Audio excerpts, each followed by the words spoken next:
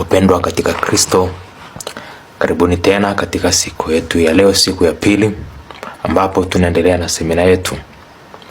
Na semina yetu ya leo itakuwa na kichwa kinachosema, kichwa cha habari, toba, mwaliko wa kupokea uponyaji wa kiroho. Toba, mwaliko wa kupokea uponyaji wa kiroho. Na tuanze semina hii kwa kusikiliza somo la Injili takatifu. Bwana awe nanyi. Somo la Injili takatifu ilivyoandikwa na Yohane, sura ya kwanza aya 12 hadi ya 15. Mara Roho akamtoa aende nyikani, akawako huko jangwani siku 40, hali akijaribiwa na Shetani. Naye alikuwa pamoja na wanyama wa mwitu, na malaika walikuwa wakimhudumia. Hata baada ya Yohane kutiwa gerezani, Yesu akaenda Galilaya, akihubiri habari njema ya Mungu, akisema, wakati umetimia na ufalme wa Mungu umekaribia. Tubuni na kuiamini Injili. Neno la Bwana. Sifa kwako, e Kristo. Wapendwa katika Kristo, leo siku ya pili tunapoendelea na semina yetu ya Kwaresma, nimependelea kuanza na sehemu hii ya maandiko matakatifu ambayo itatusaidia kutuingiza katika tafakari yetu ya siku ya leo na katika somo letu la leo, ambapo nimechagua kichwa kinachosema ya kwamba toba, mwaliko wa kupokea uponyaji. Toba kama mwaliko wa kupokea uponyaji wa kiroho. Na hivi tuanze kwa kuitazama kwa undani kidogo sehemu ya Injili takatifu ambayo nimekwisha kuisoma. Sehemu hii ya maandiko matakatifu katika Injili ni sehemu ambayo inasoma mara nyingi, hususan katika wakati wa Kwaresma, kwa sababu sehemu hii inaonyesha mwanzo kabisa wa utume wa Yesu na ujumbe wake mkuu.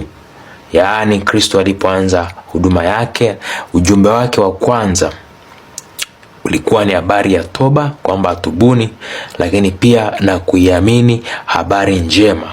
Tubuni na kuiamini habari njema. Na hivi sasa tuangalie kwa undani juu ya habari hii ya toba, lakini pia na hii habari ya habari njema, kuhusu habari njema. Wapendwa katika Kristo,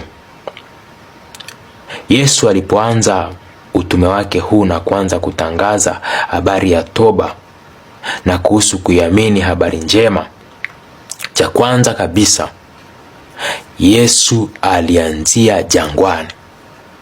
Jana tumeangalia jinsi ambavyo Yesu pia alikwenda akafunga, na leo sehemu hii pia inaendelea ya Injili inaendelea kutufundisha namna ambavyo Yesu ameanzia jangwani. Na hivi katika jangwa ni safari ambayo kuna majaribu, lakini pia kuna ushindi. Ndio maana tunasoma ya kwamba mara Roho akampeleka jangwani, akakaa jangwani kwa siku 40, na huko alikuwa akijaribiwa na Shetani. Ndugu zangu wapendwa katika Kristo, tunajifunza nini cha kwanza kabisa katika sehemu hii ya kwamba jinsi ambavyo Yesu anaingia jangwani na anakutana na majaribu huko? Jambo ambalo tunaliona kwanza ni kwamba Yesu anatambua hali ya mwanadamu. Na hivi kwa sababu aliutwaa mwili katika hali ya kibinadamu, amejua kuchukuliana na sisi, amejua kuitambua hali yetu. Na hivi anajaribiwa kama sisi. Na maandiko yanathibitisha hili tunaposoma waraka kwa Waebrania ile sura ya 4 aya 15. Tunasoma hivi: kwa kuwa hatuna kuhani mkuu asiyeweza kuchukuliana nasi katika udhaifu wetu, bali yeye, yaani Kristo, alijaribiwa sawasawa na sisi katika mambo yote, isipokuwa hakutenda dhambi. Na hivi Yesu anapoanza huduma hii, anapoanzia jangwani, anapokutana na majaribu, anathibitisha ya kwamba anatambua hali ya mwanadamu huyo ambaye anampelekea ujumbe wake, ya kwamba katika maisha ya mwanadamu kuna majaribu, lakini anajua kuchukuliana na sisi. Na hivi yeye anakuwa ni mfano kwetu, kwa sababu katika kujaribiwa kwake aliweza kushinda na hakuanguka katika majaribu hayo. Na hivi ndugu zangu wapendwa, Yesu amejua kuchukuliana na sisi.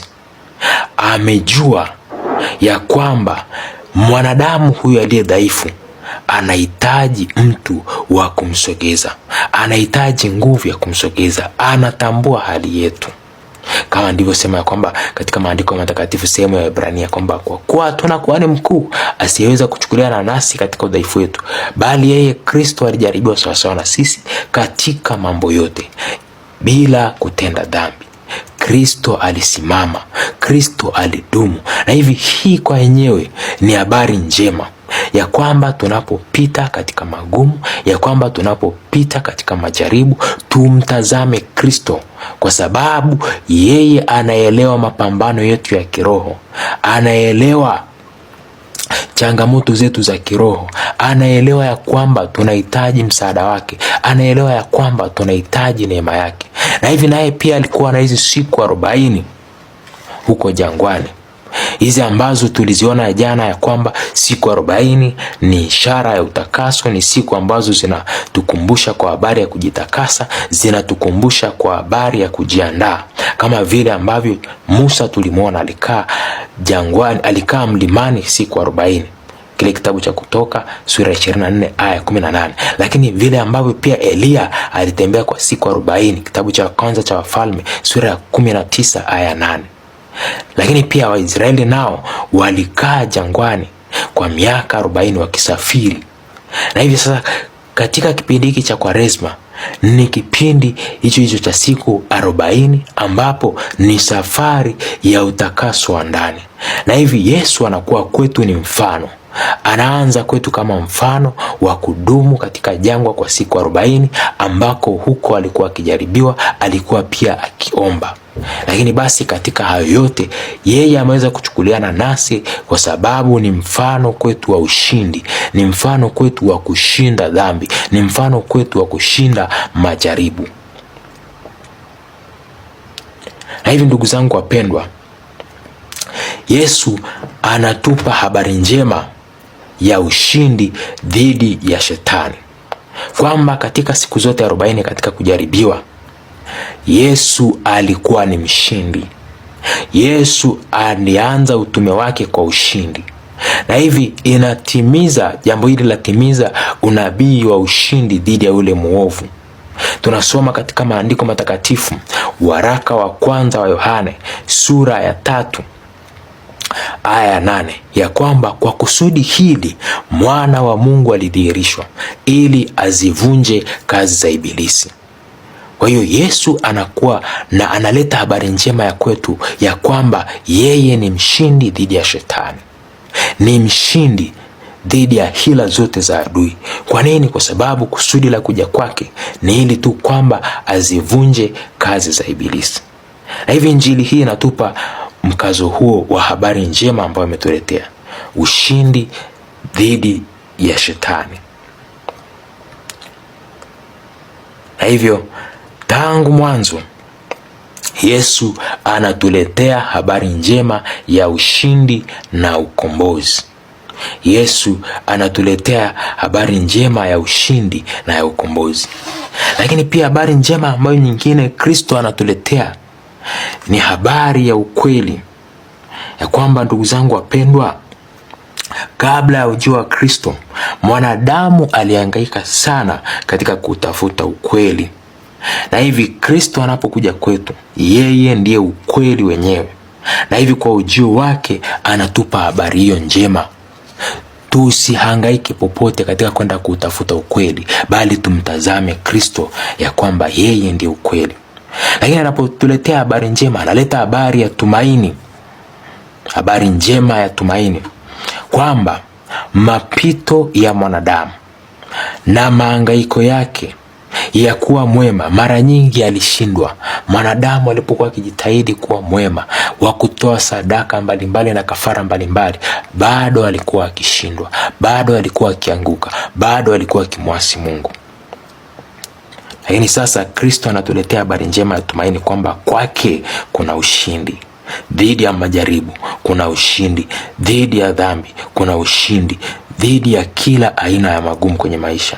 Na hivi ujio wa Kristo unathibitisha na kurejesha tumaini lile ambalo lilipotea. Yesu analeta habari njema kwa nafsi zilizozongwa na giza la dhambi, zilizosongwa na Ibilisi. Pale ambapo tumekaa tukijaribiwa mara nyingi na shetani na kuanguka hapa na pale, somo la injili ya leo ambao tumeanza mwanzo kabisa kuisikia, Yesu anatupa habari njema ya tumaini ya kwamba kuna ushindi katika majaribu, ya kwamba kuna ushindi dhidi ya dhambi. Kwa nini? Kwa sababu Kristo alianza kwa kushinda. Kristo ameanza kwa kumshinda Ibilisi, na hivi sisi kama wafuasi wake anatuthibitishia jambo hilo. Lakini pia habari njema ambayo Kristo anaileta katika maisha yetu ni habari njema ya amani. Mtu wa Mungu, tufahamu ya kwamba taabu kubwa na mahangaiko ya mwanadamu ni kuwa ndani yake anawindwa na dhambi, lakini pia anawindwa katika kutafuta wema. Na hivi katika mahangaiko yao ya dhambi na wema, mwanadamu huyu anakosa amani, hususan pale ambapo anashindwa kuwa mwema, pale ambapo dhambi inamtawala. Na hivi Kristo analeta uponyaji na amani ya kweli katika moyo wa mwanadamu unaowindwa na dhambi, na anatupa neema ya kuwa wema na kubaki katika amani yake. Yesu anakuja na habari njema ya amani ndani ya moyo wa mwanadamu ambao una mahangaiko makubwa, ambao unapotea mara kwa mara, ambao unajikuta umezama. Anatupa habari ya ushindi kwamba tunaweza kudumu katika kushinda dhambi, tunaweza kudumu katika kuwa wema, tunaweza kudumu katika kuwa kama yeye kwenye safari yetu hii ya maisha ya Kikristo. Na hivi Yesu anapoanza leo katika somo la injili ambalo nimeanza kulitafakarisha, ujumbe ambao anaotupa juu ya toba na habari njema. Hii habari njema ni habari ya matumaini, ni habari ya amani, ni habari ya ukweli, lakini ni habari ya ushindi. Na hivi siku hizi 40 za mfungo wa Kwaresma tunatafakari pia juu ya hii habari njema ambayo Kristo ametuletea. Na hivi ndugu zangu wapendwa, tutambue ya kwamba Mungu ni mwenye upendo. Tutambue ya kwamba Mungu anatuwazia mawazo ambayo ni mema. Na hivi tangu mwanzo Yesu analithibitisha hili, kwa sababu anatuletea habari ya ushindi, anatuletea habari ya ukombozi, anatuletea habari ya ukweli, habari ya tumaini na habari ya amani. Lakini pia katika somo la injili takatifu ambalo nimelisoma, tumesikia injili ikituambia kwamba wakati umetimia na ufalme wa Mungu umekaribia. Wakati umetimia na ufalme wa Mungu umekaribia. Injili ya Marko sura ya 1 aya ya 14 hadi ya 15. Wapendwa katika Kristo, habari njema pia ipo katika sehemu hii ya kwamba wakati umetimia na ufalme wa Mungu umekaribia. Hii ndio habari njema pia ambayo Yesu ametuletea, ya kwamba ahadi za Mungu zinatimia katika maisha yetu. Na hivi Yesu ndiye utimilifu wa unabii. Tunasoma katika Injili ya Luka sura ya 4 aya 18. Yesu anasema, Roho wa Bwana yu juu yangu, kwa maana amenituma kuwatangazia maskini habari njema. Na hivyo anatimiza unabii na anathibitisha kwamba yeye ndiye Masia aliyeahidiwa. Yeye ndiye Masia aliyeahidiwa, na hivi anatimiza ahadi za Mungu katika maisha yetu. Na hivi tunaposoma kwa habari ya ufalme wa Mungu kutimia, tunagundua ya kwamba ufalme wa Mungu kukaribia, ya kwamba ufalme wa Mungu sio tu mahali, Ni nini haswa? Ni utawala wa Mungu mioyoni mwetu.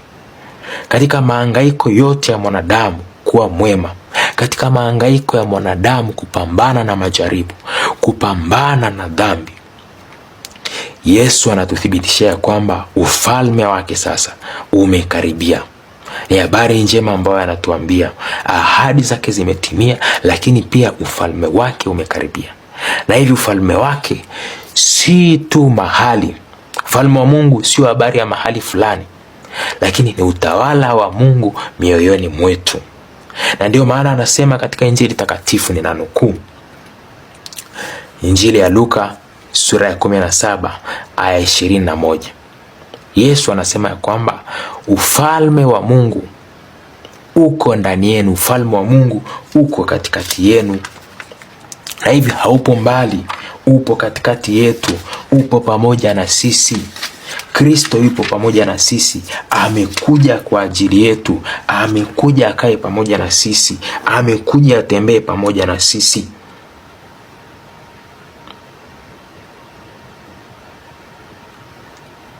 Na nukuu Injili ya Luka sura ya 17:20. Na alipoulizwa na Mafarisayo ya kwamba ufalme wa Mungu utakuja lini, aliwajibu akawaambia, ufalme wa Mungu hauji kwa kuchunguza chunguza, wala hawatasema tazama upo huku au kule, kwa maana tazama ufalme wa Mungu umo ndani yetu.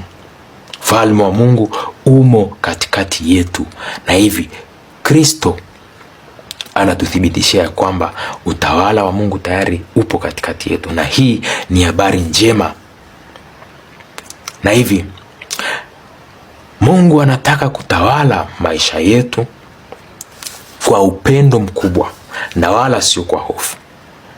Na hii ni habari njema ya kwamba Mungu anataka ayatawale maisha yetu kwa upendo wa kweli na wala sio kwa hofu. Na hivi kipindi hiki cha Kwaresma, tunapotafakari kwa habari ya toba, tuone jinsi ambavyo pendo la Mungu linamiminwa kwetu kwa namna ya ajabu. Tuone jinsi ambavyo Kristo katika kutoa ubinadamu tangu mwanzo kabisa alianza na maneno ya kutualika ya kwamba wakati umetimia na ufalme wa Mungu umekaribia.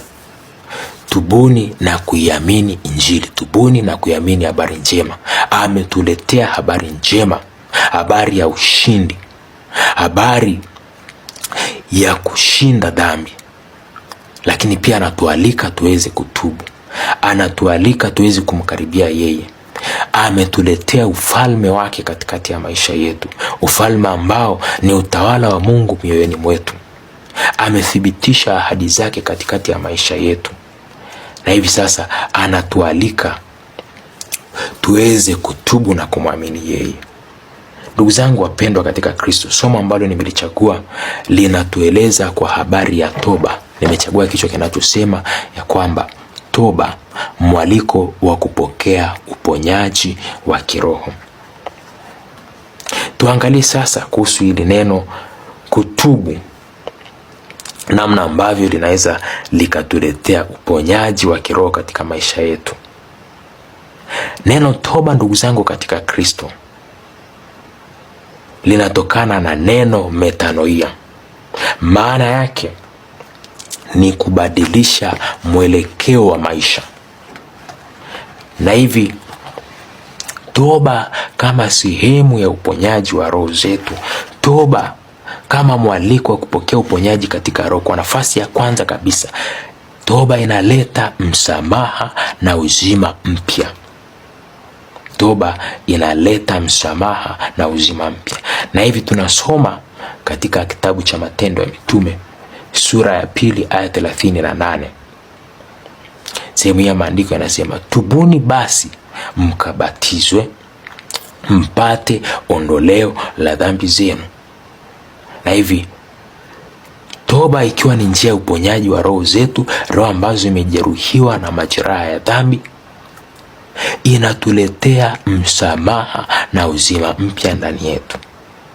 Lakini jambo la pili ambayo toba inaweza ikafanya ndani yetu kama mwaliko wa kupokea uponyaji wa kiroho, ni kwamba inaleta nyakati za kuburudishwa.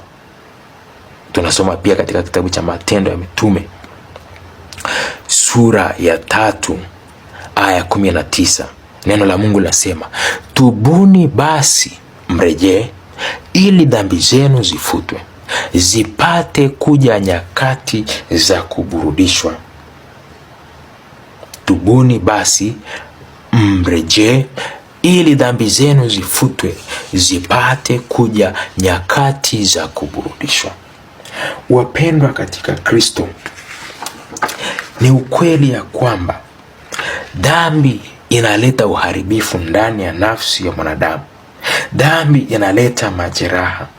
Dhambi inaleta mvunjiko na mgawanyiko wa nafsi ya mwanadamu.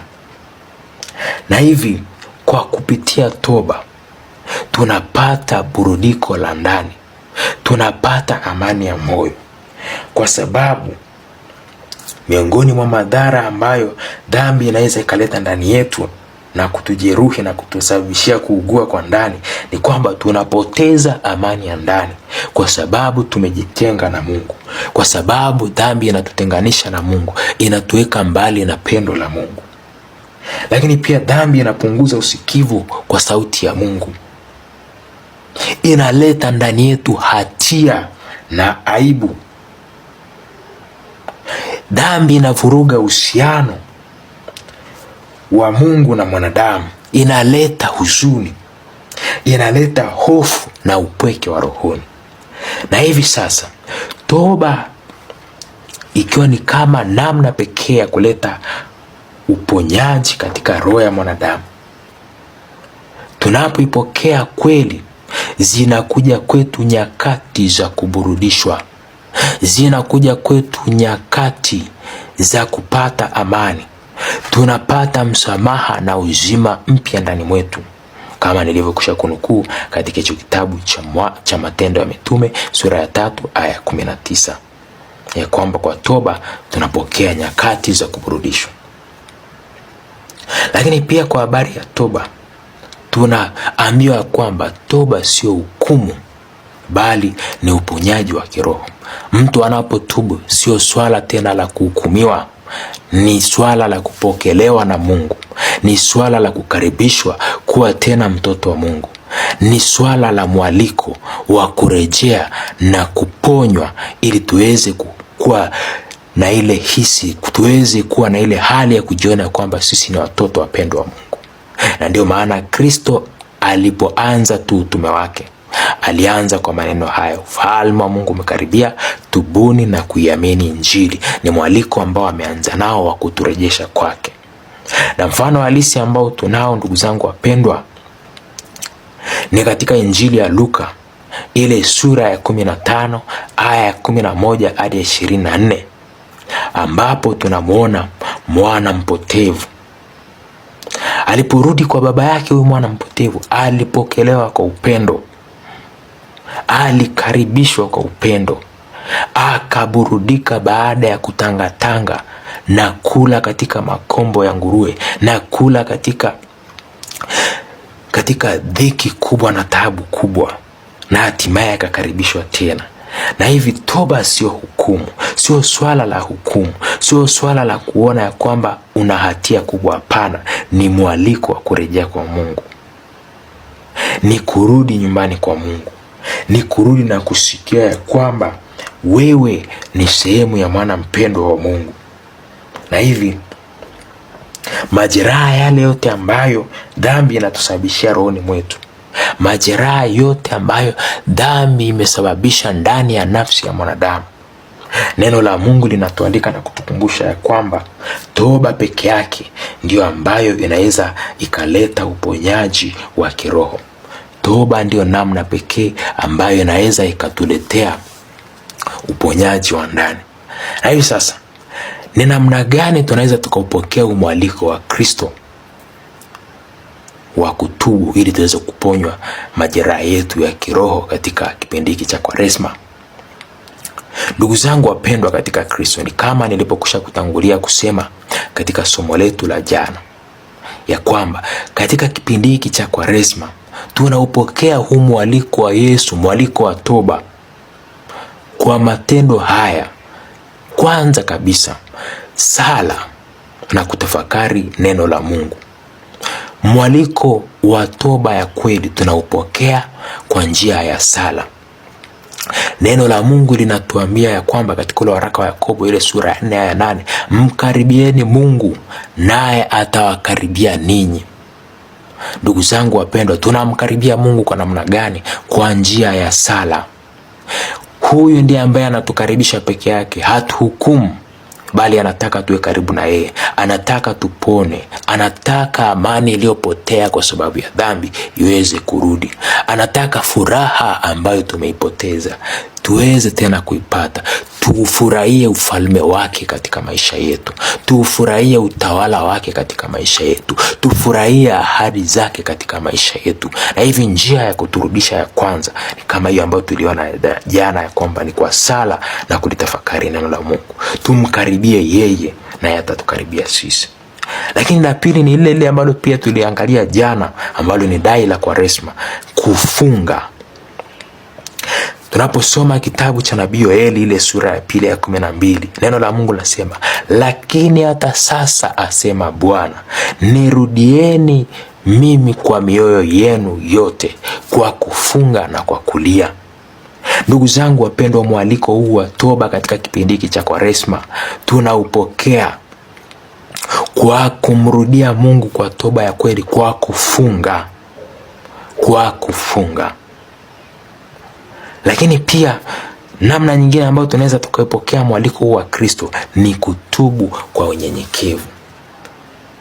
Zaburi ya 51 aya 17 inasema ya kwamba dhabihu za Mungu ni moyo uliopondeka. Anasema moyo uliopondeka hata udharau kamwe. Na hivyo anatutaka tumuendee, hii toba tuifanye kwa moyo wa unyenyekevu. Tutambue pale ambapo tumeanguka, tutambue ya kwamba tunahitaji msaada wake, tutambue ya kwamba tunamhitaji kweli atugange majeraha yetu, atuponye rohoni, atutie uzima na nguvu tena, ili kwamba tuweze kutembea katika furaha ile ambayo amekusudia. Na hivi ndugu zangu wapendwa, Injili ya Marko kwa ujumla kabisa, sura ya 1 aya 12 hadi ya 15 inatuonyesha ya kwamba Yesu alishinda majaribu kwa ajili yetu. Lakini pia inatuthibitishia kwamba wakati wa wokovu umefika, na hivi ufalme wa Mungu pia upo katikati yetu. Lakini toba ya kweli ni mlango wa uponyaji. Na hivi ndugu zangu wapendwa, mara nyingi sana katika maisha yetu ya Kikristo tunapotafakari kuhusu toba, wapo ambao tunachoka kwa sababu moja. Ninaona nimetenda dhambi mara nyingi. Kila jitihada ninayoifanya ya kurejea kwa Mungu ninashinda kwa siku moja, lakini najikuta tena nimerudi dhambini. Ninaishi maisha ya neema kwa siku 2, siku 3, mwezi mmoja, lakini najikuta tena nimeanguka katika dhambi. Na hivi kana kuwepo kishawishi cha kuanza kukata tamaa, kwamba kwa nini sasa mimi ni Mkristo mzuri kweli, lakini ninaanguka mara kwa mara kwenye dhambi zile zile, au kwa Kiingereza tunasema habitual sins. Nifanye nini sasa ili niweze kuendelea mbele? Kwamba nimepokea kweli mwaliko wa toba, nimekubali kweli kutubu kwa dhati, lakini haijapita muda nimeanguka tena. Nifanye nini hasa? Ndugu zangu wapendwa katika Kristo, swali hili ni swali ambalo mara nyingi linatupiga katika mioyo yetu, linatutikisa katika maisha yetu ya kiroho. Na hivi wengi wanapojiuliza habari hizi, wapo ambao wamekata tamaa na kuona ya kwamba msamaha hauna kitu katika maisha yao. Wakaona ya kwamba kitubio ambacho wamekifanya hakina thamani katika maisha yao. Wakaona kwamba mwaliko ambao Kristo amewaitia hauna tena nguvu ndani yao, na wakaamua kuishi maisha tu ya kawaida bila kufanya jitihada yoyote. Ndugu zangu katika Kristo, katika mapambano yetu na dhambi, tunaweza kuona na kuanza kujisemea ya kwamba nimechoka kutubu. Wapo ambao wanasema hivyo, nimechoka kutubu kwa sababu kila mara ninaanguka. Na hivi huyu mtu akaanza kukata tamaa, asisali tena, anahisi kutokupendwa na Mungu. Mpendwa katika Kristo, katika mapambano yetu ya dhambi, jambo ambalo tunapaswa kulifahamu ni hili, ya kwamba hatuishindi dhambi kwa kubaki kuitazama dhambi kila wakati. Hatuishindi dhambi kwa kuanza kujihukumu ya kwamba ni mara ngapi tumeanguka na kubaki katika dhambi hiyo. Hatuishindi dhambi kwa kujiangalia sisi na kuiangalia ile dhambi ambayo inatutesa. Tujue ya kwamba uhuru wa kweli kutoka katika dhambi sio tu jitihada binafsi na nidhamu ya kujitawala, lakini ni kumtazama yule ambaye ni mkubwa zaidi kuliko dhambi na hiyo hali yetu. Ukweli ambao tunapaswa kuujua na kuuzingatia katika maisha yetu ni kwamba Mkristo yeyote anaweza kuanguka katika dhambi. Na ndio maana Biblia inasema wote wamefanya dhambi, wote wamepotoka. Waraka wa Mtume Paulo kwa Warumi sura ya 3 aya 23. Hii inamaanisha nini inamaanisha nini haswa? Ni kwamba kuanguka sio jambo la ajabu. Na hivi jambo la ajabu zaidi katika maisha ya Mkristo ni kukaa chini na kukubaliana na kule kuanguka na kutokufanya jitihada yoyote ile. Na hivi hata Paulo mtume anatuthibitishia jambo hili katika ule waraka kwa Warumi sura ya 7 ya 19. Anasema, maana lile jema nilitakalo silitendi, bali lile baya nisilolitaka ndilo nilitendalo.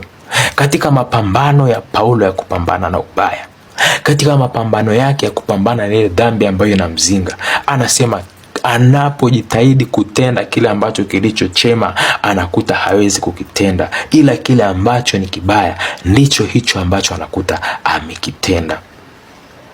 Na hivi ndugu zangu wapendwa, tunapojikuta ya kwamba tunaanguka mara kwa mara, kweli tunatamani uponyaji wa kiroho, kweli tunatubu ili tuweze kupona, lakini bado tunaanguka mara kwa mara, tujue ya kwamba hatuko peke yetu.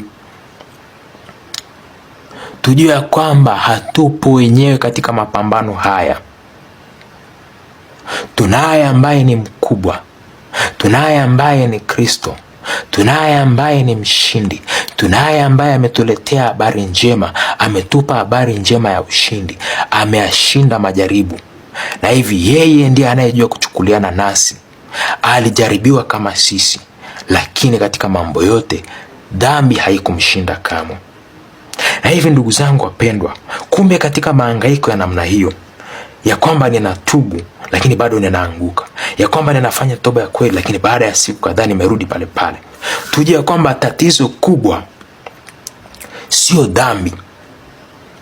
Tatizo sio dhambi, ila tatizo ni pale ambapo tunaiangalia sana dhambi kuliko Yesu. Na hivi tunaishinda dhambi kwa kukaza macho yetu katika kumtazama Kristo. Ndugu zangu wapendwa, wengi miongoni mwetu wanajaribu kupigana na dhambi kwa kuifikiria sana. Na hivi mtu anapojikuta ameanguka katika dhambi, anaanza kusema, kwa nini nimefanya dhambi hii? Sitafanya tena dhambi hii. Au anajiona kwamba mimi ni mbaya sana kuliko watu wote. Na hivi katika kujiuliza huko, anakuta akijitizama yeye mwenyewe, akiangalia nguvu zake peke yake badala ya kumwangalia Kristo. Anaikuza ile dhambi kuliko kumtazama Kristo. Macho yake anayafunga katika ile dhambi kuliko kufunga na kuyakaza macho yake katika Kristo. Ndugu zangu wapendwa katika Kristo, neno la Mungu linasema tunapaswa kumtazama Kristo, yeye ambaye ameanzisha imani yetu lakini pia ataikamilisha. waraka kwa Waebrania sura ya 12 tunaposoma kuanzia aya ya 1 na aya ya 2. Neno la Mungu lasema, basi na sisi pia, kwa kuwa tunazungukwa na wingu kubwa la mashahidi wa namna hii, na tuweke kando kila mzigo mzito na dhambi ile ituzingayo kwa upesi, na tupige mbio kwa saburi katika yale mashindano yaliyowekwa mbele yetu, tukimtazama Kristo, mwenye kuanzisha na mwenye kutimiza imani yetu, ambaye kwa ajili ya furaha iliyowekwa mbele yake aliustahimili msalaba na kuidharau aibu, naye ameketi mkono wa kuume wa kiti cha enzi cha Mungu. Na hivi ndugu zangu wapendwa, mapambano yetu na dhambi yanapaswa kuwa kumtazama Kristo peke yake, ndipo tunaweza kupata ushindi. Sasa wengi tunapata tabu kwa sababu tunaiangalia zaidi ile dhambi ambayo inatuzinga, tunaiangalia ile dhambi ambayo inatusonga, na hivi tunajikuta tunakata tamaa, tunajikuta tunafifia ndani mwetu. Badala ya kuangalia toba kama sehemu ya kupata uponyaji wa kweli, tunaanza kuangalia toba kama sehemu ya kuhukumiwa. Tunaanza kuangalia toba kama sehemu ya kupata hatia zaidi na zaidi, na sio uponyaji wa roho zetu. Na hivi ndugu zangu, tutambue ya kwamba tunapoiangalia sana dhambi kwa yenyewe, tutaona aibu, tutaona hatia, tutapata mkato wa tamaa, tutaona hali ya kushindwa ndani mwetu, na hivi hatutakuwa na zile nguvu za kufanya jitihada za kweli. Badala yake tunapaswa kumwangalia sana Kristo Yesu, ili kwamba tuweze kuona neema. Tunapomwangalia Kristo tutaona neema na ushindi. Tunapomwangalia Kristo tutaona ya kwamba tunaye ambaye ni mfano wa kweli aliyeshinda. Na ndio maana neno la Mungu katika waraka kwa Ibrania huo inasema, ile sura ya 4:16, basi na tukikaribia kiti cha neema kwa ujasiri, ili tupewe rehema na kupata neema ya kutusaidia wakati wa mahitaji. Tusiangalie dhambi, badala yake tukikaribia kiti cha neema katika Kristo Yesu, tena kwa ujasiri. Ili nini? Ili tuweze kupewa rehema na kupata neema ya kutusaidia wakati wa mahitaji. Na hivi ndugu zangu wapendwa, kwa kuzingatia kile ambacho Yesu amefanya kwa ajili yetu pale msalabani, ndipo tunaweza kuishinda dhambi, na sio kuangalia ni mara ngapi tumeshindwa. Injili haituambia kwamba tuangalie dhambi au kuisimamia, wengine wanasema kuimanage. Injili inatutaka kuto kujiangalia uwezo ambao tunao sisi, badala yake tumtazame Kristo, yeye ambaye aliangikwa mtini kwa ajili ya dhambi zetu, yeye ambaye hakuwa na dhambi yoyote, lakini alihukumiwa kama vile mwenye hatia na dhambi. Na hivi ndugu zangu wapendwa, mabadiliko makubwa ya kweli katika habari ya toba yanakuja pale ambapo Kristo anakuwa mkubwa kuliko ile dhambi ambayo inatuzinga. Tutambue ya kwamba Kristo ni mkubwa kuliko dhambi ambayo inatusonga mara kwa mara. Mpendwa katika Kristo, inua macho yako kwa Kristo na utambue ya kwamba hauko peke yako. Endelea kumrudia Mungu kwa kutubu, na usiache kutubu au kuchoka na hatimaye ukamkimbia Kristo. Tumkimbilie mara zote na sio kumkimbia. Tumuelekee yeye kila mara tunapojiona kwamba tunazongwa.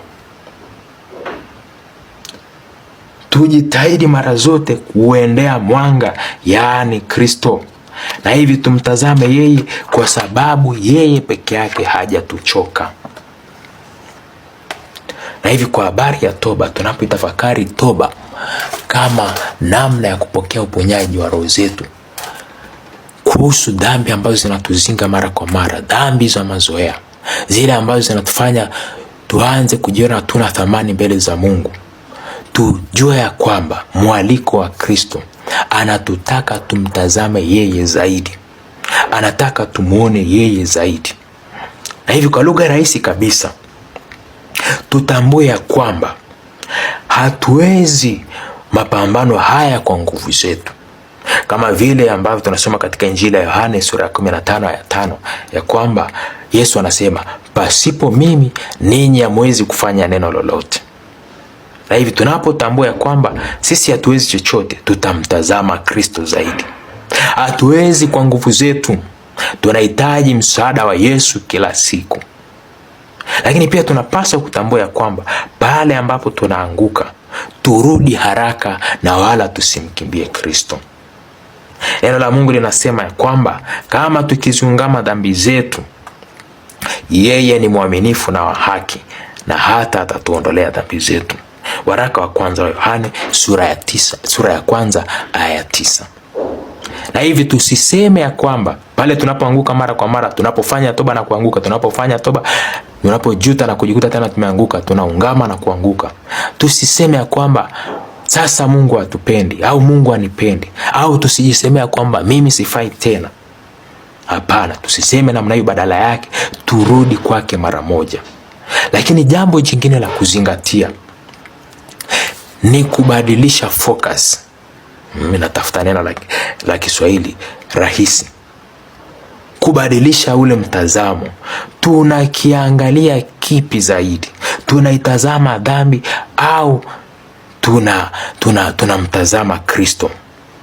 Ndugu zangu wapendwa, pale ambapo tunapambana sisi peke yetu bila msaada wa Mungu, kwa kutumia akili zetu tukifikiri kwamba tutaweza kuishinda dhambi, tunaiangalia dhambi kuliko msalaba, tunaiangalia dhambi kuliko Kristo. Hapo ndipo sasa tunaanza kupoteza mwelekeo wa maisha yetu ya kiroho. Na hivi somo hili linatutaka kubadilisha mtazamo huo. Badala ya kusema ya kwamba nataka kuacha dhambi hii, tuseme tu ya kwamba ninataka kumjua Yesu zaidi, ninataka kumpenda Yesu zaidi, ninataka kumkaribia Kristo zaidi. Mapambano yetu ya kushinda ubaya yanakuja kwa vile ambavyo tunakuwa tumejazwa na pendo la Kristo ndani yetu. Upendo wa Kristo unapojaa ndani ya mioyo yetu, tunapomtazama Yesu na kumjua zaidi, hapo ndipo sasa dhambi inaanza kupoteza nguvu. Na hivi katika vilema na katika dhambi za mara kwa mara ambazo zinaweza zikatufanya tuone kama kutubu kwetu sio kwa thamani, tujue ya kwamba pale ambapo tunaongeza upendo kwa Kristo, pale ambapo tunatamani kumpenda Yesu zaidi na kutamani kumjua yeye zaidi, hapo ndipo dhambi inaanza kupoteza nguvu. Lakini jengine ni kutokukata tamaa. Mapambano yetu ya kiroho ni endelevu. Tunapaswa kutokukata tamaa. Neno la Mungu linasema kwamba mwenye haki huanguka mara 7 lakini huinuka tena. Japo anguka mara nyingi, huinuka tena. Na tutambue kwamba kuinuka sio mwisho. Kuanguka sio mwisho. Badala yake kuinuka ndiko ambako kunatufanya tuwe washindi. Na hivi kwa kifupi kabisa, mpendwa katika Kristo Bwana, tujue kwamba Wakristo wanaweza kuanguka mara kwa mara, lakini hiyo haimaanishi Mungu amewaacha au Mungu ametuacha. Na suluhisho sio kujichukia.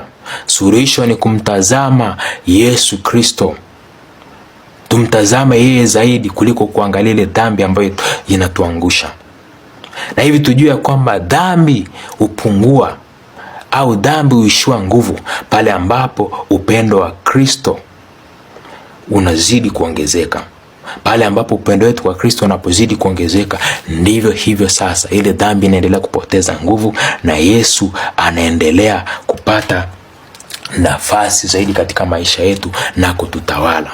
Na hivi ndugu zangu wapendwa, somo letu hili kuhusu toba, kwamba toba kama uponyaji wa kiroho, tujue ya kwamba Kristo ametuletea habari njema katika maisha yetu. Ametuletea mwaliko huu wa habari njema ya amani, habari njema ya ushindi, habari njema ya kuishi katika tumaini, habari njema ya kuwa na amani katika maisha yetu. Lakini ameleta ahadi zake katika maisha yetu. Na hivi kwa njia ya toba anatupa mwaliko wa kupokea uponyaji wa kiroho. Hata pale ambapo tunaona kwamba dhambi imetujeruhi mara nyingi, pale ambapo tumeanguka mara kwa mara, anatuambia bado toba peke yake ya kweli ndio inaweza ikatupa uzima ndani yetu. Tusiangalie dhambi peke yake, bali tumtazame Kristo. Tumpende yeye kuliko chochote. Upendo wake utawale katika maisha yetu, na hapo ndipo ambapo tunaweza tukapata uponyaji wa kweli. Na hivi ndugu zangu wapendwa katika Kristo, kanisa linatufundisha ya kwamba zipo sakramenti za uponyaji, na miongoni mwa sakramenti hizi ni sakramenti ya kitubio, na hii ndio inaleta afya rohoni na kutuponya. Inatupa uzima mpya, inaturudisha tena katika lile pendo la Baba. Na hivi Kristo anapoanza kuhubiri na kusema ya kwamba tubuni, anakusudia kuleta uponyaji wa mioyo na roho zetu zilizojeruhiwa na dhambi. Tumsogelee yeye mara zote, tumtazame yeye mara zote, tumpe yeye nafasi ya kwanza mara zote, na tusikate tamaa hata pale ambapo tunajikuta tumeanguka mara kwa mara. Yeye ni mkubwa kuliko dhambi. Kristo ni zaidi ya tatizo la dhambi ambalo linaweza kuwa linatuzonga. Tumwangalie yeye ambaye ni ushindi kwetu. Tuombe. Mwenyezi Mungu, tunakushukuru kwa ajili ya siku ya leo ambapo tumeweza kutafakari juu ya mwaliko wako wa kwanza katika maisha yetu, juu ya habari njema ya kwanza katika utume wako ambao umetuletea sisi wanadamu, ya kwamba ufalme wako upo katikati yetu, ufalme wako umekaribia, na ufalme wako unatualika kukupenda wewe, na unatutaka tutubu na kukuamini wewe. Umetuletea habari njema ya ushindi, habari njema ya amani, habari njema ya kutamani maisha ya utakatifu. Mwenyezi Mungu, tunapo tafakari juu ya somo hili la leo, tunakushukuru kwa kuwa upendo wako kwetu ni wa ajabu sana. Tunakushukuru kwa kuwa unatupenda na kila mara unataka tukurejelee. Tunapoendelea na tafakari yetu ya kipindi cha Kwaresma kwa hizi siku 40, tunaomba Bwana utusaidie na utupe neema ya kutubu kwa dhati, ili tuweze kupona katika majeraha yale ambayo dhambi imesababisha ndani mwetu. Tupo ambao tumepoteza amani kwa sababu ya dhambi. Hatuna furaha, tumekata tamaa. Yamkini wakati mwingine ni kwa sababu ya kuanguka katika dhambi mara kwa mara. Tumeona ya kwamba tumeachwa, tumeona ya kwamba tumeshindwa. Utusaidie Bwana, na utupe neema ya kukutazama wewe zaidi. Tusiangalie ile dhambi ambayo inatuangusha mara kwa mara, bali tukutazame wewe ambaye ni mshindi. Wewe ambaye kwa siku 40 mjangwani uliweza kushinda na kushinda majaribu yote ya Ibilisi. Umekuwa kielelezo chetu cha kushinda. Utupe neema ya kukupenda wewe, kwa sababu pendo lako linapojaza mioyo yetu, ndipo na dhambi inapokosa nguvu ndani yetu. Utupe neema ya kukutamani kila mara. Utupe neema ya kukutafuta wewe. Utupe neema ya kutamani nyakati zote kushikamana na wewe. Ninawasali kwa ajili ya yule ambaye anaona ameshindwa. Yesu, ninakuomba umpe tumaini jipya. Kwa yule ambaye aliamua kugaragara katika dhambi, Kwaresma ya mwaka huu mkumbushe ya kwamba wewe ni mshindi. Wewe ni yote katika vyote, na ya kwamba tunakuhitaji wewe katika maisha yetu ili tuweze kurithi uzima wa milele. Utusaidie Yesu, na utupe neema ya Roho Mtakatifu ya kuweza kutembea katika hali ya utakatifu. Utupe neema yako Yesu ili tuweze kudumu katika kukupenda. Tunaendelea kuleta nia zetu katika semina hii. Wale ambao wanaendelea kuomba kwa ajili ya wapendwa wao, wengine wanaomba kwa ajili ya wagonjwa wao. Yesu, tunakuomba kwa ajili ya afya. Wengine wanaomba kwa ajili ya ndoa zao, kwa ajili ya mahusiano yao. Yesu, tunakuomba ukalete uponyaji katika mahusiano yao. Wale ambao wamepata mkato wa tamaa ndani mwao, nafsi zao zimeinuka, wamekosa tumaini, Yesu, tunakuomba kwa ajili yao. Ninakuomba kwa ajili yao ukawape tumaini jipya, ukawakumbusha kwamba wewe ndiye mshindi. Wewe ndiye uliyeshinda yote. Umeshinda dhambi na mauti, na umeleta habari njema ya amani. Umeleta habari njema ya tumaini. Wape wote amani sawa sawa na mapenzi yako. Bwana awe nanyi. Awabariki Mungu Mwenyezi, Baba na Mwana na Roho Mtakatifu. Tumtukuze Bwana.